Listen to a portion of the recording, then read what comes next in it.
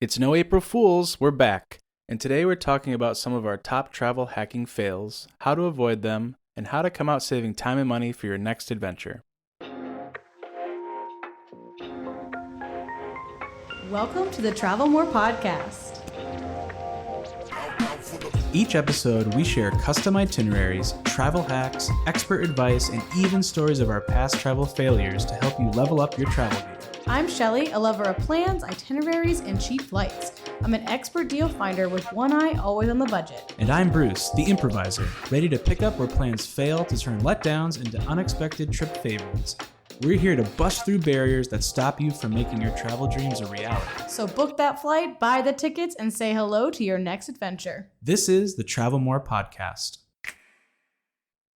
Welcome back to the Travel More Podcast. For real this time. For real. We almost said it at the same time. I know, we were about to say exactly the same thing. I hope, no, definitely for real this time. We no promise. Hopes. No promise. Hopes. This is for real.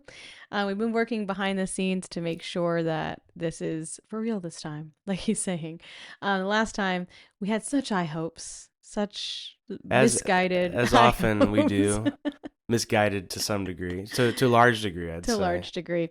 Yeah, we moved, which we mentioned last time, and that coupled with kind of a hard end of pregnancy, a crazy birth, a tiny stint in the NICU. It just was kind of too much, I think, for all for us. Oh yeah, way too much. Honestly, like I remember, I just unpacked the microphones today, so this is our first recording session, and like we moved. I remember packing up the microphones last, thinking like, oh yeah, we're gonna set up in our house and just keep this essentially Shelly's very high stakes plan going with recording. And it just did not. So We're not taking it as crazy high stakes this time. And we're actually being very mindful in how we're reintroducing everything. So we're very excited. We have all of season 3 planned out. And we're ready. Yeah, we're ready to go. I'm pumped because we've got the website articles that we've been putting on a lot more already. So by the time this drops, the website will look better. Yep. With pictures and everything else. We're excited to have lined up some interviews this season, and we're going to come back with our summer school series of shorter episodes. And that one's good. Yes. I really put my heart and soul into the summer school this year just to make sure it was like top notch. Definitely. Because we feel bad. Yeah. We feel like we left everyone hanging. I know, and thanks to everybody who's reached out, emailed, or kept going in the Facebook group. We really appreciate it, and it helps us think that what we started doing here is absolutely worth continuing. Yeah. And we're excited to get back and kind of offer our advice and help to get you guys out there and taking the trips you want to take. Yeah, and now we can even talk to what it's like kind of as a family. Although, again, we mentioned this before, that will not be our primary focus. We're not going to totally switch on everybody and be like, now we're a family blog. Right. But, obviously as our life changes, we'll incorporate some of that. But for the most part, our tips and tricks are still going to stay very general and like just how to get out there. Definitely. And I know we often talk thinking about your player 1 and player 2. We're coming from that. Today we're talking travel hacking. So we're sticking with that. But you know what? I'm excited because I think a lot of what we offer is good for anybody who wants to travel. Yeah. And that's kind of the idea. You don't have to change your lifestyle drastically. But if your lifestyle does change, like ours is, we're going to bring that piece to it as well. And we're already excited taking our little one out on short trips. A lot of trips, actually. Yeah, I mean, she's now a couple months old. Yep. And I think the key with anything else is you just start. Yeah, you just go for it. Actually, I posted this on my Instagram the other day. I took a trip. I mean, it's not really a trip, but I drove 45 minutes to the shoreline of Connecticut. That's a pretty long haul for a young baby. Yeah, she's 10 weeks old. She was exactly 10 weeks old when I took her. And I was like, I'm just going to go check out this pastry shop because I saw it on Instagram. It looked really good. It has really strange hours, so it doesn't even open till noon. And it doesn't open on the weekends, I don't think. It's like Wednesday to maybe Saturday, but it was just weird. And I was like, you know what else am I doing? I'm just sitting at home. I'm going to take the baby to Guilford, so it was like really quite a distance. In fact, it was almost an hour on the way back. So yeah, that's kind of a long haul with a little baby. I took my mother-in-law, Bruce's mom, and I was like, let's go, and it was an adventure. I'm glad we did it for sure. But, I posted on Instagram. I was like, look how pretty this bakery is and how cool these desserts are and how beautiful it is. And I was like, not pictured were the 2 in-car diaper changes and the emergency pit stop for breastfeeding. And The fact that we only ate one at a time because one of us needed to hold her while the other one was eating. And she was great. Like, don't get me wrong. She wasn't really that fussy, but it was also a really tiny bakery, and we're not trying to like ruin other people's experiences. And when we stopped, she was kind of like, making the noises, and we're like, no, Yeah, let's not trying just to make have sure. her screaming and yelling. Exactly. Right. It was Get her it was prepared. so small, and we were like, we don't want that to be. But yeah, it was one of those things where I was like, So, but now here it goes. now that you've done it, don't you feel a lot better going on another trip that length? yes. Yeah.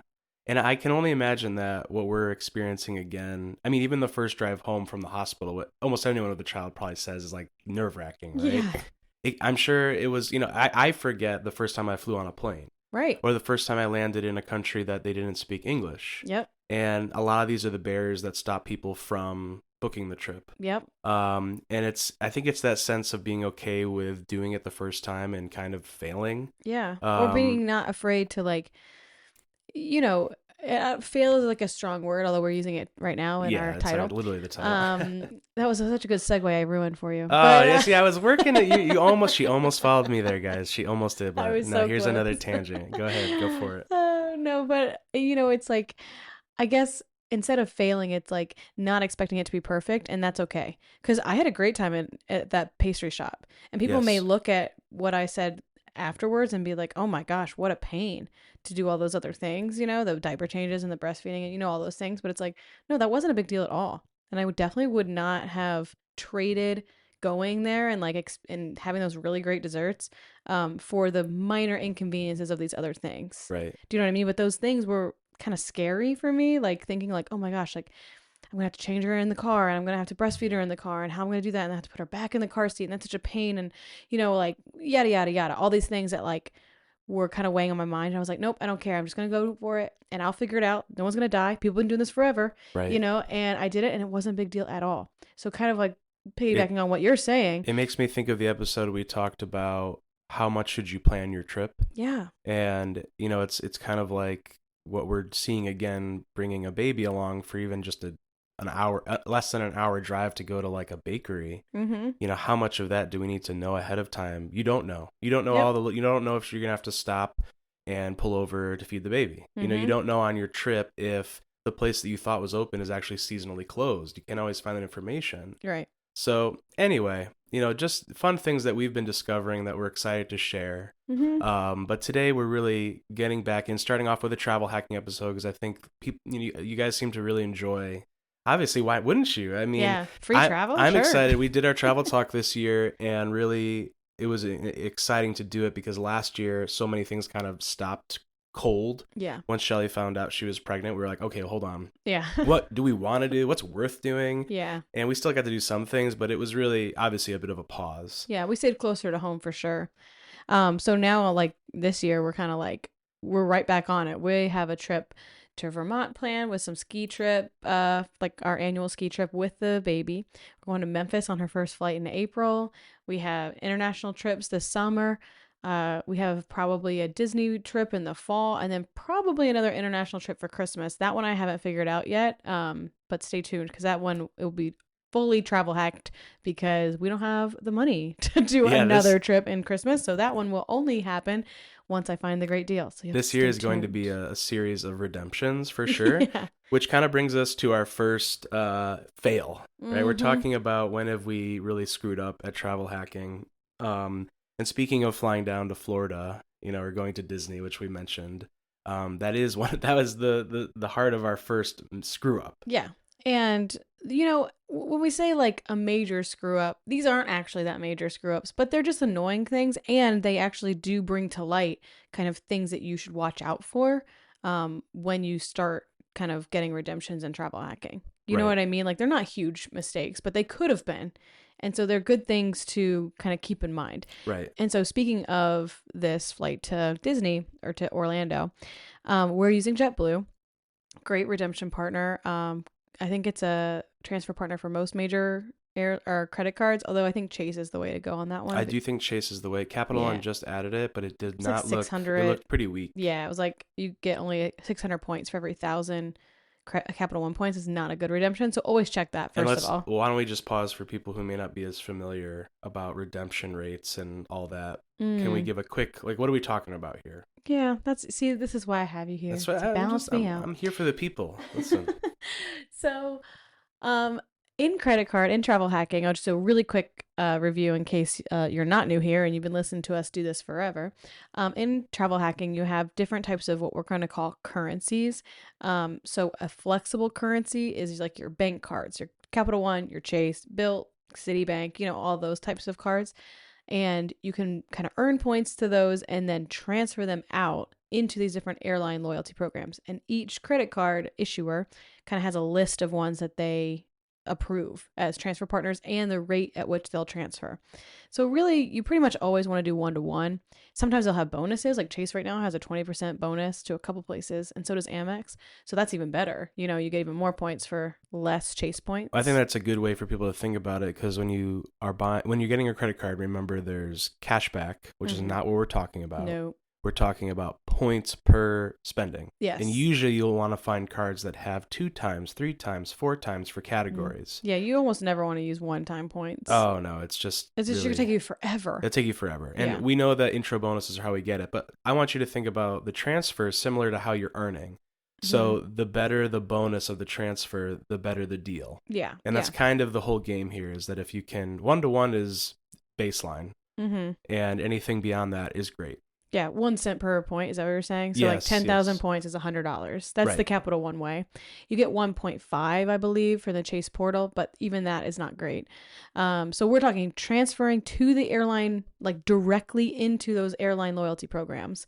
So like this summer, for example, we are flying home from Germany in business class to JFK. And to do that, I literally transferred Capital One points into Air Canada's loyalty program to book the flight.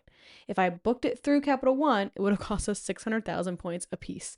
And we earned good points, but not that good. No. Instead, it's going to cost us 60,000 points. So that's absolutely, as you see, like 10 times better the redemption.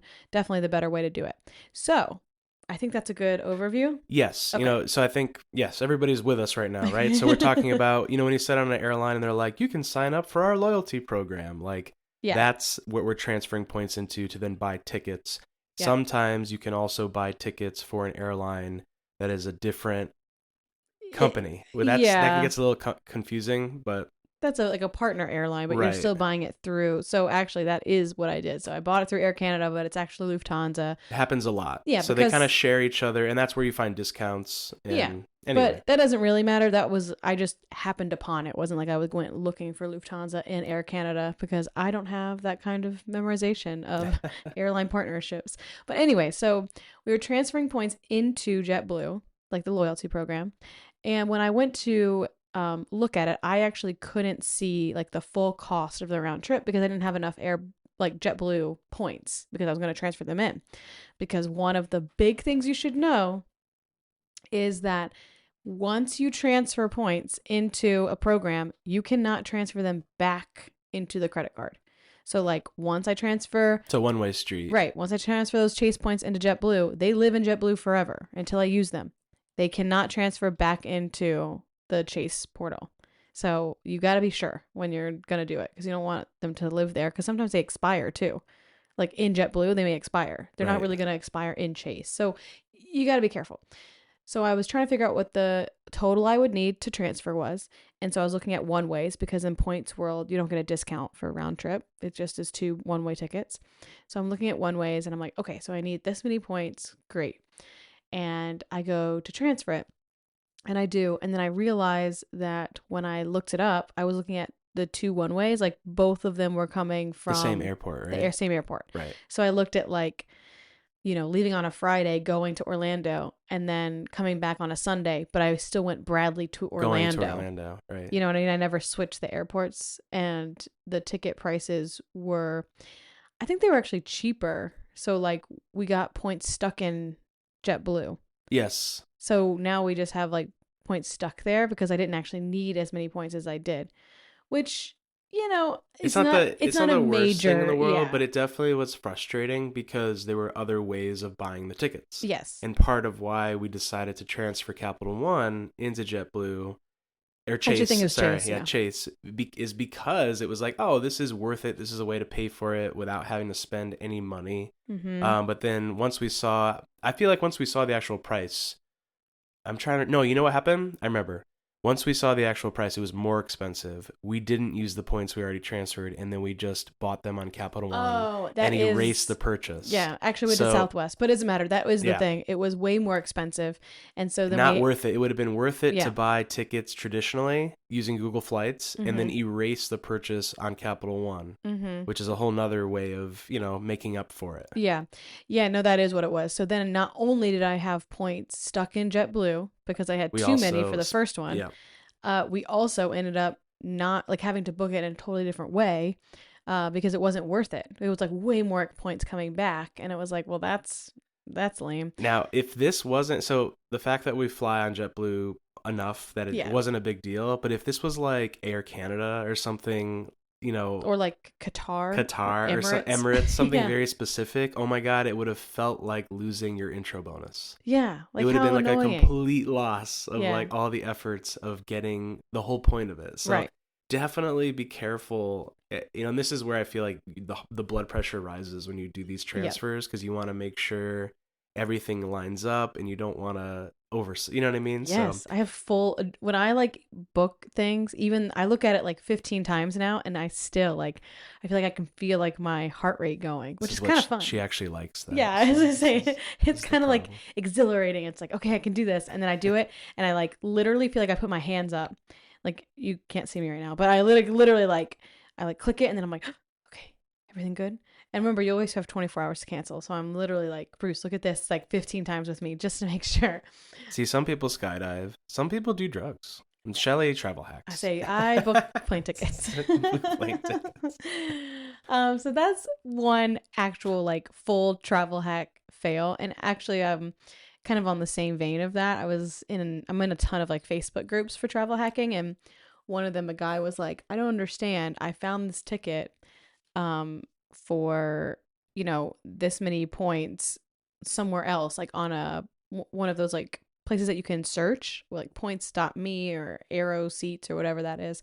They're like different websites you can actually use to search values for like for plane ticket. Yeah, redemptions. Yep. So he's like, I found this business class flight for 60,000 points.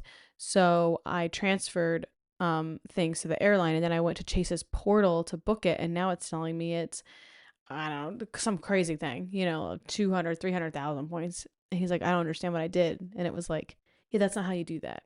Like, you can't like find it on a website, then transfer, then go look for the flight. For it. Oh, you have to God. find the flight No. first, then transfer You the have points. to confirm. Yes. It's like a friend telling you they heard, something was being sold for X amount at the store. Yeah. And then you're like, all right, I'm going to go take out the money. I don't know how to do it. I'm just thinking of something. Yeah, no, that that then is you like go, that. You go to the store and it's like, oh, the sale ended yesterday. Yeah. And it's like, okay, why didn't you call the store? Like, Right. It's like buying gift cards. Oh, okay, there you go. It's like buying, it's like, oh, I can use these gift cards, so I'm going to buy this much money. It's like, yeah, but then they're stuck there. Like your money is stuck in gift cards. Right. So anyways, that was our first, like annoying travel hack fail. Again, thankfully it wasn't too terrible because we fly JetBlue. But the second one is like, I don't know if we're going to call it like well, it is kind of a travel hack fail, but it is, especially when you think about our approach. I'll say it's more right? about the strategy that I just totally messed up on. Right. More so than like the last one was like just a technical failure. This one is like, I did not follow my own advice and we're paying for it. Broke the rules. I did. And breaking the rules has a cost. Breaking the law. Yeah. So the second one is that we are taking Ro to Memphis, right? Yep. So Memphis is a small airport coming from Bradley, also it's a small pain airport. in the butt. It is. Because you almost always have to go to Georgia or... No, it's not almost always. I mean, There always. is no direct there are flights. no direct flights to Memphis. Yeah. So unless you're a FedEx package. Yeah. So we knew it was going to be, a little annoying, but it was okay because we're like, all right, well, it'll be fine because it's like an hour and a half flight, easy for Ro's first flight. So we're looking. First of all, my first part of the fail is that we had a specific date range, not at all flexible because we were using your spring break dates. So it was like not even a day. Like it had to be this week, exactly this week of April, which is a busy time to fly. Mm-hmm. And so first mistake, not flexible. Second mistake, like a very specific location. Location specific. Yep. Yeah. So I did the most expensive way to travel, bar none, is to have an exact date in mind and an exact location in mind. And I know what you're thinking, which is that's how almost everyone starts to plan their travel. And that's why almost no one travels. Yep. That's why people want to travel more. Stuck. Yeah. And they can't, is because that's how they look at it. So I know that happens sometimes, like it's happening for us right now. Like there is no way around it. Like we want to travel to Memphis and we have these dates and that's how it goes. But just so you know, if we weren't so set on Memphis, I'm literally looking and all I could find were like $400 plane tickets, which is just killer to us because we never spend that much. I know some people are probably like, that's what it costs to fly. Right. And I'm like, not if you do a little bit of research. Oh my gosh. Literally, as I'm looking at these $400 flights to Memphis, like feeling my heart like die, I am getting alerts for $200 round trip to Puerto Rico or $350 to Costa Rica or London flights for 6,000 points. Oh my gosh. Are you kidding me? Oh my gosh. London flight? I didn't even know you found that one. Yes. London's expensive. Yes. I'm talking, I'm not just like saying like kind of like this. Like, no, though I literally pulled actual examples of the same time frame, like what I could get. You know what I mean? So like it just, that kills you when you're like, oh my gosh, I'm going to go to Memphis for $400 and I can be in Costa Rica. Oh my gosh. Or Puerto Rico. Or hey, I'm London. not trying to like, crap I on love Memphis, but like it's not like, I lived in Memphis. So it's just, it's just hard when it's, it's a place you typically have to go or you're going and you're paying more than you would to go on your like. It's like bucket list destination. Yeah, exactly. So that kills you. So the inflexibility is something that just happens, and that's where we're at. It was inflexible. So that was my first fail, is picking, something that was not flexible in the dates or location. But sometimes that happens. So and we know that real quick. Yeah. Going back to like types of travel, an old episode, like this is a have to trip. Yes. It's kind of like as opposed to when we talk about trying to go places more. Yeah. That's why it's easier to be more open-minded. But we have to go see our family. Yes, which brings me to my second fail, which is if you are in the same boat as we are, which is like, no, you do have a specific time and place, is if you're going to use points and miles, you got to do it like 11 months in advance. Yep. Or a year. And I am pretty good at finding like flights. Like I know where to look. I know all the tricks. Domestic flights are almost never a good use of points and miles, first of all. They're tough. They're tough. I literally got a alert today that I could get to Morocco for 18,000 points. Yeah, 18,000 points. Morocco. Wow. And like I have not found an 18,000 point like domestic flight ever. They've all been more expensive. Is it just because domestics are not as big of a plane? Like what is the difference? I mean, I can imagine maybe the massive routes like LA, New York, there might be deals sometimes, but I think it's actually the carriers. It's the carriers? Yeah, so like it's harder to earn points abroad.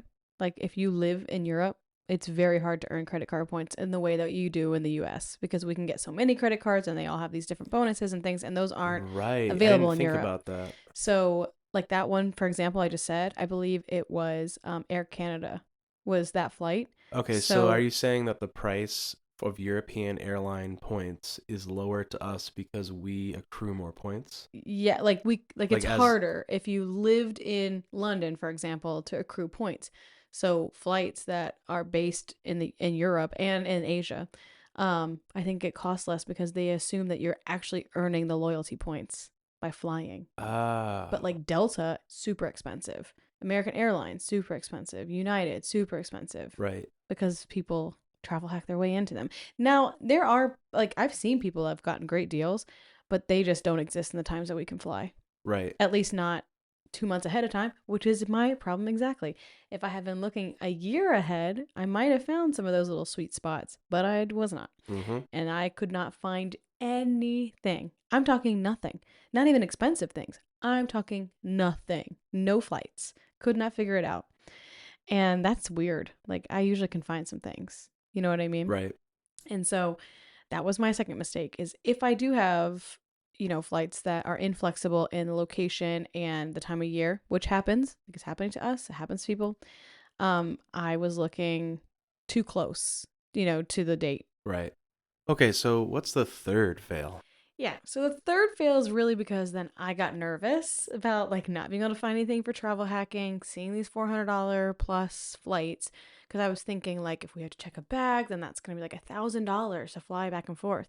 And I started getting like panicky. And so I started like looking at all the airports around us and like not trusting Google Flights like I know I should. Like Right. I was like, this is the cheapest they'll ever be, even though Google Flights was like, not so much. It's like, Yeah. nah. And I was like, no, but we're only 2 months away. There's no way I could get any cheaper. And it's spring break and blah, blah, blah. And I like put myself into a frenzy, which is ridiculous because this is not my first rodeo. And I know that Google Flights is literally aggregating data. It's not like they're a friend saying like, nah, just wait. Like, Yeah, it's like literal objective data. information. Yeah. Yep. So, I got kind of panicky and I ended up booking us a flight from LaGuardia to Memphis. Now, look, it's a direct flight. Well, yeah, I was about to say, I'm excited. Yeah, I'm I excited know. because one, You can go this to is the see our friends. first time Yeah, baby it's is flying. flying. Yeah. I don't have to do 2 flights No, it's to get direct. to Memphis. Yeah, it's like a One up, 3-hour one down. flight. And, LaGuardia is only about an hour and a half from us. And we're going to go see our friend and we're going to park in his street. Like there are some things that are working in our favor here. And the flight was, I want to say like $350. It wasn't bad. $325, which again is annoying for like A domestic. a domestic, but that's actually not that bad for Memphis. It's really not. I mean, people are going to be like, calling and being like, you guys are stupid. That's a great price for a flight. And it's like, no, it is. It's just, it's tough when, I'm not saying I don't want to go there. I'm just saying like when you think about, Well, it's like we have to go. Yes. Anytime it's something you have to do, paying the money always feels more like, can I do this cheaper? Right. And I think that's what's always tough. But we know it's a difficult location to get to from where we are. Yeah. But this is also a good point, from a fail to a success is kind of using. I'm not done yet. Oh, go ahead. Go ahead before I turn on the optimism. So, yes, there are good things about the flight. It's nonstop direct. We're only an hour and a half from the airport. Even though it's a little annoying to get to because, any New York airport's annoying to get to. And we're going to drive, all that's great. But I was on there, I think last week. I don't even know why I was. Maybe it was already still on my screen or something. Anyways, I looked and now from Bradley, there's a $350 flight. This is like checking in on your ex. I know. You should just, once you booked it, stop don't looking. Do it. But I did, and now there's a $350 flight, $325, something like the same price that we paid from Bradley. Not nonstop because that doesn't exist, but still, I was kind of like, See, but I think I am more excited to drive to Queens, which is really not that bad. No, it's not that bad. And, see a friend who's like 7 minutes from LaGuardia and fly direct. I know. So for the same price. We probably would have had that discussion became, anyways, but I don't think it's going there. I think it's coming back. Then I'm kind of like, it's a little bit of a drag to like fly and then have to drive an hour and a half home. Do you know what I mean? Getting there, no big deal. That is the hard Coming part. home. I would agree. Yes. The best part about flying close to your house is you're coming home. Yeah. Like going there is always more excitement. Right. That's kind of where I'm like, well, I don't really want to like fly with an infant, for 3 hours and then get into a car for another hour and a half. That's true. Well, we'll see how it goes and we'll report back. Yeah. But yeah, so my fail there was Google Flights has a lot of information. If you're not using Google Flights for literally every flight that you take, except if it's points and miles, you're missing out. Because Google Flights told me, like, these are on the higher end. You should maybe wait. And it will literally tell you. Like, I was looking at flights to Orlando, which I was never going to book now because this is not the time to book for October to Orlando, which we have a whole segment of, like, when to book flights on summer school. So we need to make, to that. that's a good idea for summer school. Thanks. We should make, like, a table. Like a I reference already table. have Oh, Shelly already made it. I was like... I was thinking before, it's kind of like a logic puzzle when you're like, I have a fixed destination, a fixed time. It's like, here's what you should do. Yes. A And there are flowchart. definitely times. But anyway, so Google Flights has now put in this new feature, which I just noticed this time, like looking for flights in Orlando, where they were like, yo, don't book this. Like, this is not the time to book Orlando tickets. Do not. Yeah, which I was happy about because I see it all the time on like all kinds of like travel groups I'm on, where people are like, just book as early as you can. And it's like, no. So there are points some and miles, yes. Yes, Points points and and miles, miles, yes. But I think there are some myths that hold out. Yes. Right? Like the earlier the better, or like Tuesday is the best day to check. Yeah, that it's just not. It's not really. Not the case. Data does not support it. No, and now Google Flights kind of told you like this is not the time. Like you need to wait because prices are probably going to drop at this time. So that's nice that Google Flights does that, and I did not trust it, and they did drop significantly. That's true. I mean, it can never really be a guarantee. No, of course, yeah. I mean, they're running on data too. And as we kind of see the travel sphere, it's never. Oh no! I mean, 100% consistent. The world at large is not consistent, right? So like things do adjust. So you're always kind of taking a gamble, I guess. But either way, every dollar counts. You know, and does. for us, like it's really important that the way we're able to do this is because we budget so tightly. Yes, so it's like the only way that we can do it. Right, and I think that's why it's tough when we have these small fails. Yeah, you know, because I mean, this is an extra $200 that. For us, like he's saying, like we're down to the wire here on the teacher salaries, so that's what we got. You know, so, $200 here is a flight to Puerto Rico, as I mentioned earlier. We don't want you guys to be in the same spot. Nope. So definitely reach out. Yeah. You know, we're glad to be back. So happy that people have stuck with us and listened. But definitely, if you want help planning an upcoming itinerary, I just remembered something fun. I was like waiting for it to like click in your brain to be like, now I'm going to say it.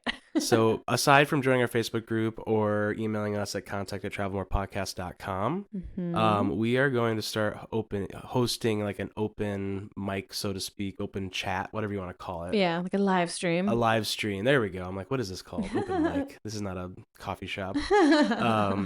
You know, on Thursdays, probably the first Thursday of the month, something like that. Yeah. It's going to be like our Travel Talk Thursday. Yeah.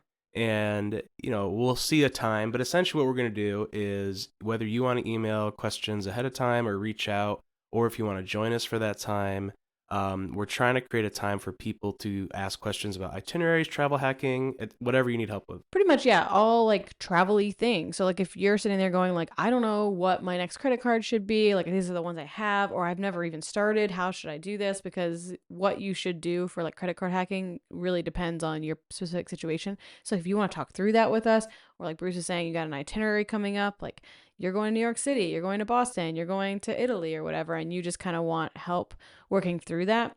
One, you can email us, like he's saying, and I'll put the email in the show notes, but it's contact@travelmorepodcast.com. You can email us questions there. You can come chat with us.